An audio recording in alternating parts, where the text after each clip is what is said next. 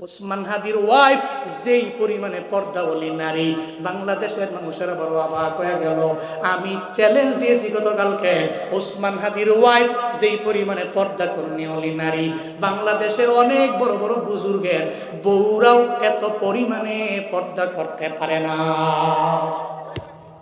ওসমান হাদি তো দামি, স্বামী নামে কথা বললে আলোচনায় আসবে, আবার সিম্পেথি গ্রহণ করতে পারবে। ওসমান হাদির বউ তো চাইলে পারত, হাদির জন্য সংবাদ সম্মেলন করতে চাইলে পারত, কেউ বাধা দিত না, আসতে পারত। আবার মানুষ নেগেটিভ মন্তব্য করত না, পজিটিভই করত। পর্দা সহকারে আসতে পারত, হিজাব লাগায় নিকাব লাগায়। এরপরও কেন আসে না?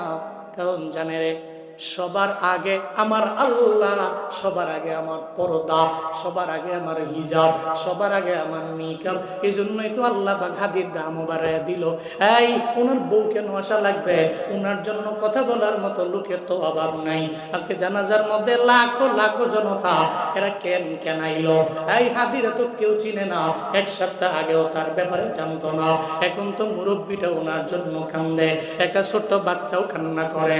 একটা এদের জন্যই তো লাখো লাখো মানুষেরা ভিড় জমায়। আমি আমার জীবনেও আমি এত বড় জানাজা নিজে পড়ি নাই, জানাজার মধ্যে এত লোক আমি দেখি নাই।